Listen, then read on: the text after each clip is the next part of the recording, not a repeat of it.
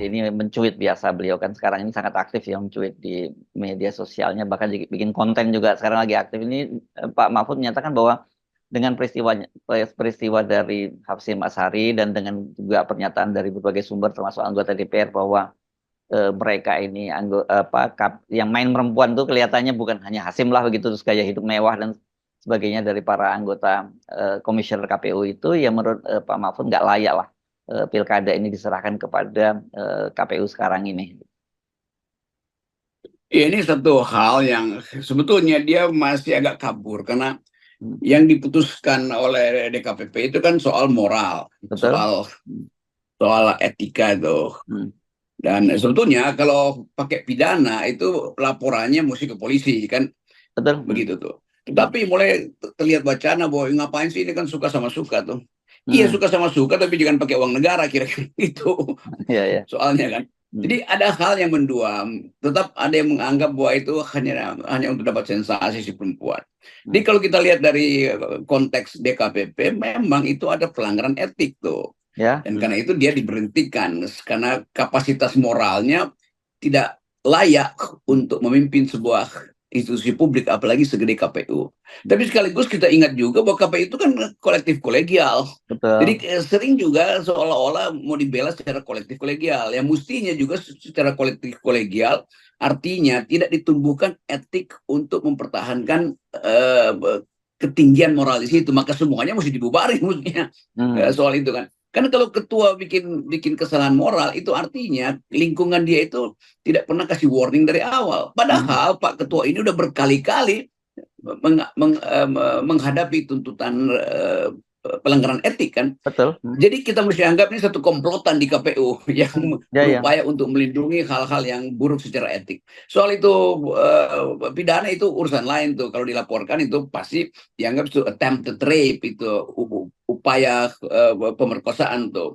Walaupun dianggap ya kan udah tidur sama-sama, oh iya, tapi dalam 2 detik si perempuan berubah pikiran, itu dia mesti hentikan forceful attempted rape itu. Jadi kita mesti lihat juga konstruksi hukumnya tuh. Oh kan udah 24 mal iya, tapi kalau persetubuhan kedua misalnya si perempuan bilang jangan, Anda paksa, Anda tetap kena kan. Jadi itu intinya tuh. Nah, kita hanya ingin menerangkan pada publik bahwa ada wilayah yang harusnya lebih dari sekedar soal moral tuh, soal pelanggaran etik tuh, dan itu harus juga diselesaikan sebagai pelanggaran etik konstitusi itu, institusi itu. Institusi itu tidak dari awal itu memberi sinyal pada Pak Ketuanya tuh, Anda udah 2 kali loh pelanggaran etik, nah diterus-terusin kan. Jadi satu institusi udah busuk itu, nah ya baru nanti urusan dari si perempuan ini, apakah dia mau melaporkan itu sebagai attempted rape, istilahnya begitu tuh, percobaan perkosaan, atau sebetulnya ada hal lain di situ tuh. Kan itu yang mesti diperlihatkan pada publik. Ya. Nah, ini kalau Anda bicara kolektif kolegial, ada yang menarik nih berkaitan dengan soal moralitas perempuan ini. Kan ternyata Hasyim Asyari itu beberapa waktu sebelumnya sudah melakukan perubahan PKPU yang berkaitan dengan soal tadi itu, soal perkawinan siri, terus perselingkuhan di antara para petugas itu, gitu ya. Dan saya waktu dibacakan di DKPP kemarin juga dinyatakan kelihatannya dia mengubah aturan itu dalam rangka karena dia mengincar si korban ini begitu. Dan kalau dia mengubah peraturan kan dia tidak bisa sendirian, itu harus persetujuan dari semua komisioner KPU kan begitu. Ini semua berpikir konspiratif tuh sebetulnya kan. Sama seperti ini kasus apa namanya family office itu, tiba-tiba berita banyak masuk tuh. Kenapa ada semacam konkurensi tuh ke 3 peristiwa berlangsung tiba-tiba? Apakah ada perencanaan lalu keluar keinginan untuk bikin bisnis family office itu kan? Jadi masyarakat Indonesia akhirnya masuk di dalam hal yang lebih dalam, mencurigai semua hal yang dipersiapkan untuk mencegah atau untuk mempermudah pelanggaran kriminal kan. Jadi betul tadi kalau disetujui oleh usulan itu disetujui oleh lembaga, itu artinya ada komplotan di situ yang juga ingin merusak KPU kan. Jadi merusak dari dalam maksudnya, karena untuk melindungi potensi atau hal yang sudah faktual dari perilaku sang ketua kan. Kan berkali-kali tadi ketuanya udah dipanggil oleh atau diberi teguran tuh karena pelanggaran etik yang macam-macam. Jadi sekali lagi ini yang namanya decaying of the institution tuh, pembusukan dari institusi itu. Nah itu masuk akal sehingga kalau Pak Mahfud misalnya bilang ya udah tuh KPU udah nggak ada hak lagi untuk ngatur-ngatur pilkada segala macam karena satu institusi udah rusak gitu.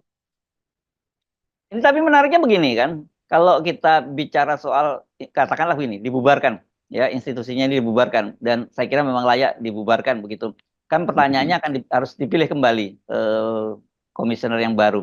Tetapi kita sejak tahu juga sejak proses seleksinya, bahkan sampai kemudian proses fit and propernya yang di DPR itu semua konspiratif semua, dan sejak awal kita tahu siapapun yang menjadi KPU itu anggota KPU dia pasti proksi dari kepentingan-kepentingan partai politik atau kekuatan kekuasaan di pemerintahan.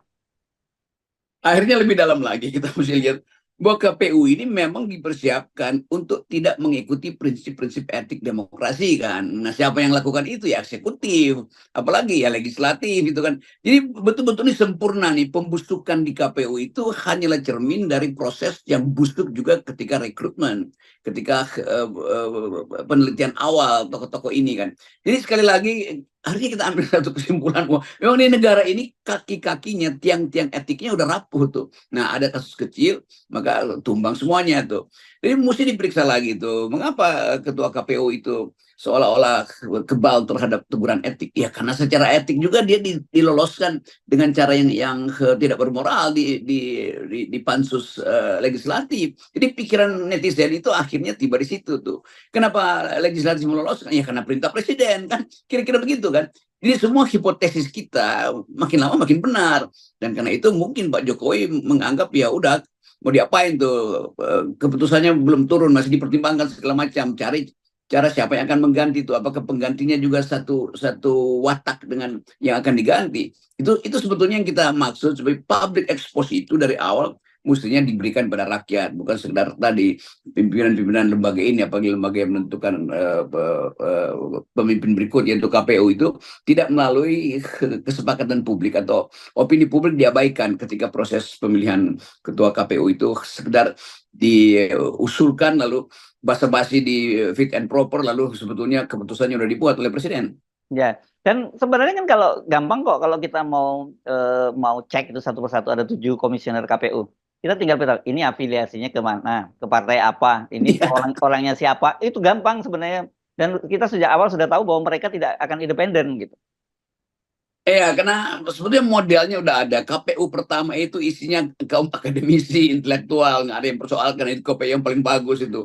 Di situ ada dosen-dosen, ada senior-senior yang nggak terlibat lagi dengan kekuasaan. Kan mesti kembali pada awal reformasi ketika KPU kita paksa supaya dia menjadi pintu masuk untuk pembersihan politik tuh. Nah sekarang dia jadi pintu masuk untuk mereka yang kotor secara moral, kotor secara politik. Kan itu jadinya tuh di daerah juga begitu pada akhirnya kan. KPUD juga sama itu masih bisa dibujuk untuk pindahin atau jual beli sisa suara kan itu berlangsung di semua jajaran KPU. Jadi ini institusi yang mesti dibubarkan itu. Ya, ya. Bukan hanya KPU-nya kalau jual beli suara itu di daerah-daerah itu melibatkan Bawaslu-nya juga, dan itu ada beberapa kasus yang sudah diadili juga gitu. Ya pada akhirnya ini rejim pemilu ini itu Ya. bukan sekedar dievaluasi, dibatalkan. Konsekuensinya apa? Ya bisa juga satu waktu kalau diperiksa berarti pemilihan 2024 ini betul-betul penuh dengan penipuan kan. Jadi kalau moral dari penyelenggara pemilu ini buruk itu artinya output yang kemarin sebetulnya buruk juga tuh. Satu waktu mungkin akan dibuka lagi tuh bahwa itu proses pemilunya memang brengsek, keputusan-keputusan dibuat di Mahkamah Konstitusi itu sebetulnya kong kaling kong di daerah juga begitu. Jadi satu infrastruktur, satu arsitektur pemilu yang betul-betul dari awal fondasi sampai genteng terakhir yang dipasang itu adalah buruk. Ya, ya. Nah, tapi ini memang persoalannya mepet ya waktunya antara proses pemilihan Pilkada 2024 ini dengan pemerintahan yang baru. Sebenarnya kalau ini masih punya waktu, sebenarnya pemerintahan yang baru itu bisa membuat semacam terobosan kalau mau mengubahnya gitu ya, Bung Rocky. Jadi bukan hanya sekedar diganti, tetapi tadi itu arsitekturnya betul-betul diubah ya seperti kembali pada sekarang kira-kira semacam tim tim independen lah begitu yang dipilih menjadi KPU, tidak lagi melalui proses yang seperti di DPR dan sebagainya itu, karena begitu masuk DPR pasti itu akan tawar-menawar politik dan partai-partai politik pasti akan menitipkan kepentingannya. Kalau kita minta Pak Prabowo sebagai presiden terpilih memperhatikan kasus ini, harusnya beliau itu memanggil semacam tim khusus itu yang ya mungkin bekas-bekas rektor yang kemarin mengucapkan dalil-dalil etika itu untuk jadi semacam panitia ad hoc pemilihan pilkada nanti kan. Jadi ini cuma soal juga kepentingan dari Prabowo kan. Jadi Prabowo kalau dia masih pakai KPU dan infrastruktur atau arsitektur KPU seperti sekarang, itu legitimasinya makin lama makin kurang, makin hancur juga kan. Padahal Pak Prabowo satu-satunya cara untuk mempertahankan legitimasi dia adalah mengembalikan institusi-institusi ini pada prinsip pertama, yaitu etikabilitas. Itu dasarnya tuh. Jadi mungkin perlu ada semacam class action itu menuntut supaya nanti pemerintah barulah yang memutuskan jenis pilkada dan institusi apa yang akan mengawal pilkada di 2024. Kan Pak Prabowo dilantik ke Oktober kan, ya bilang aja bahwa oke, sistem ada sekarang itu sekedar menyelesaikan administrasi lalu dihentikan tuh. Nah, mestinya itu juga datang dari wisdomnya Pak Jokowi. Pak Jokowi mesti bilang oke, ada proses yang busuk selama ini, maka saya mau hentikan tuh. Silakan Pak Prabowo dengan cara ad hoc atau dengan kepres segala macam itu bentuk KPU sendiri tuh. Itu baru bermutu tuh. Tetapi nggak mungkin kita minta sesuatu yang bermutu dari orang yang nggak bermutu. Itu dia. Maksud saya tadi itu saya mau nyampein itu itu impossible. Nah, gitu kan. Baik, baik. Jadi saya kira tapi ini macam mendorong wacana dan saya percaya bahwa di tengah kebusukan-kebusukan semacam itu nantinya memang seperti Anda sebutkan ya kalau semua membusuk itu kan tumbuh menyemai semaian baru begitu ya. Kalau tanaman gitu ya, pohon-pohon yang membusuk dia tumbang dan kemudian tumbuh tunas-tunas baru kan begitu. Tetapi saya kira itu bisa terjadi kalau dipaksa oleh situasi dan kelihatannya faktor-faktor pemaksa itu kan sangat mungkin terjadi melihat aturan-aturan yang sudah rusak semua, melihat kemudian APBN yang juga berantakan, ekonomi juga yang diperkirakan tidak akan tumbuh, itu kan membuat kesadaran baru pemerintahan mungkin yes memang harus ada yang diperbaiki.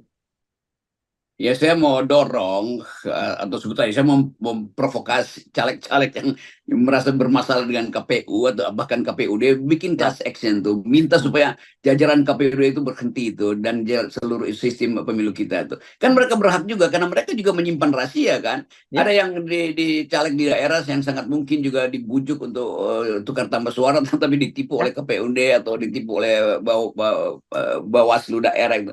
Segala macam. Jadi ini kesempatan semua iblis itu sebaiknya bersatu untuk menumbangkan iblis gede itu. Itu namanya sistem KPU. Ini kan iblis-iblis kecil juga di daerah itu. Tetapi kalau semua iblis kecil ini nyadar bahwa mereka itu lagi dipantau oleh malaikat, mestinya dimensi kemalaikatan mereka itu yang muncul untuk bikin petisi, bergabung dengan buruh, bergabung dengan mahasiswa, supaya bikin semacam gara-gara itu. Supaya kita tahu bahwa pilkada nanti itu tidak akan mengikuti pola pilpres kemarin. Itu intinya kan. Tapi nanti dianggap lah itu FNN provokasi lagi. Memang mesti diprovokasi. Kalau enggak bagaimana kita merubah? Sekedar mengandalkan narasi internal dari pemerintahan. Oh nanti kita akan evaluasi lagi. Itu artinya pemerintah juga lagi mempersiapkan kejahatan baru. Ya, oke, saya ulang lagi lah yang tadi ya keputusan DKPP tadi yang menyatakan bahwa Hasyim Asyari itu sengaja mengubah PKPU-nya itu karena dia sedang mengincar si korban itu gitu. Bahkan untuk hal-hal yang sangat personal saja dia mau mengubah PKPU, apalagi untuk kepentingan yang lebih gede yang kemudian dia diuntungkan atau dia mendapat tekanan yang lebih besar gitu. Jadi kita bisa membayangkan banyak sekali termasuk saya kira PKPU itu tentang yang meloloskan Kaisang kemarin berdasarkan putusan MA itu kan itu pasti bagian dari proses tekanan kekuasaan. Itu hal yang mesti kita kasih headline. Buat dari awal ada perencanaan untuk berbuat kejahatan tuh. Dari kejahatan politik sampai kejahatan seksual. Kan itu intinya. Ya. Dan kita tahu bahwa hakim atau anggota-anggota komisi kemarin itu juga melibatkan LSM atau para pembela hak-hak perempuan tuh kan. Karena ada beberapa orang di situ yang saya tahu itu peduli terhadap perbaikan sistem proteksi pada perempuan tuh. Dan akhirnya kita mesti sebutkan bahwa kepekaan perempuan ini yang terbaca di dalam kesimpulan DKPP itu memperlihatkan bahwa ada jejak-jejak patriarki, ada jejak-jejak politik kasar yang biasa disebut sebagai politik paternalisme di dalam KPU. Jadi sekali lagi ini pembelajaran moral sekaligus pembelajaran akademis tuh, bahwa kalau ada jejak awal tentang pelecehan perempuan, itu gerakan pertama adalah proteksi dia tuh, bukan dengan mengumbar sensasi baru. Itu mau sama mau, tidur sama tidur, kan kamarnya kan pasti ada 2 kunci di situ kan. Bukan itu soalnya. Soalnya adalah begitu seorang perempuan mengatakan saya tidak mau berhubungan seksual, ya tapi kan tadi malam bisa. Ya kalau sekarang dia bilang nggak mau, dia udah bikin second thought, kan mesti hargai itu. Ini prinsip yang mesti kita ajukan di dalam rangka memperluas pengertian feminist legal studies atau feminist legal theory. Baik, jadi saya kira tidak cukup kalau hanya kemudian ini dibubarkan begitu ya, tapi sistemnya sebenarnya, karena kalau kita cuma membubarkan KPU yang ada sekarang dan kemudian sistemnya dibalikkan lagi pemilihannya lewat DPR lagi, ya sama-sama aja yang proses semacam itu gitu ya. Karena memang itu harus revolusioner saya kira ini. Ya betul itu kata. Jadi mengubah seutuhnya, mengubah seluruhnya, seabsolut mungkin. Dan itu hanya mungkin dengan cara berpikir revolusioner. Dan itu artinya sampai urusan kepala negara kemarin itu, pemilihan pilpres itu, desain-desain kekuasaan di situ, itu satu paket. Jadi tetap pembusukan itu yang dari awal kita deteksi akan terjadi political decay, pembusukan politik itu artinya berlaku sekarang kan. Jadi kita cuma mau menuntun negeri ini supaya balik pada akar-akar kehidupan sosial yang bermutu yang dibangun oleh para pendiri bangsa ini tuh. Ya, ya. Dan saya kira sebenarnya Pak Prabowo misalnya nggak perlu khawatir kalau disebut mereka dia bagian dari Jokowi dan publik akan menuntut itu karena belajar pengalaman dari Pak Habibie yang jelas-jelas juga bagian dari Orde Baru. Tapi ketika dia kemudian memerintah dan mengambil langkah-langkah revolusioner, dia sampai sekarang akan dikenang sebagai bapak demokrasi kita gitu. Nah, ini yang sering orang lupa tuh, bahwa ada pelajaran sejarah di 98 waktu reformasi. Pak Habibie justru yang memulihkan ingatan bangsa ini, bahwa walaupun ada rejim yang mendidik dia, tapi dia adalah seorang yang mandiri untuk menghasilkan pikiran baru bagi Indonesia baru. Nah, itu intinya tuh. Nah, itu bisa kita jadikan juga semacam referensi buat Pak Prabowo nanti itu, bahwa nggak perlu terus-menerus menganggap bahwa saya warisan dari Jokowi. Iya, ada warisan baik, warisan buruk. Dan jadi etik Habibie itu yang mungkin kita ingin ingatkan hari ini. Bagus juga kalau kita bikin judul tuh etika Habibie perlu hari ini ya. Ya. Pak Prabowo kan cuma 1 periode aja bersama dengan Pak Jokowi. Kalau Pak Habibie sejak kecil bahkan sampai itu benar-benar oleh Orde Baru. Ya, satu waktu pernah orang tanya tuh, waktu industri strategis dijadikan andalan dari Orde Baru, ditanya pada Pak Habibie, menurut Pak Habibie apa sih yang disebut industri strategis? Kata Habibie, industri strategis adalah industri yang oleh Pak Harto disebut strategis. Udah selesai. Tapi kemudian akhirnya dia berubah, dia tahu bahwa demokrasi harus dihidupkan tuh. Maka kita tahu bahwa demokrasi justru dimulai oleh Pak Habibie itu yang ada bagian dari rezim otoriter. Yes, dan seingat saya Pak Prabowo itu juga pengagum dan pendukung Pak Jokowi loh. Pak Habibie loh dulu Pak Prabowo itu ya. Ya, benar. Jadi sejarah itu bisa dipulihkan itu. Ingatan sejarah justru memulihkan potensi kita untuk menghasilkan pemimpin baru dengan etika baru tuh. Nah, itu yang kita titipkan pada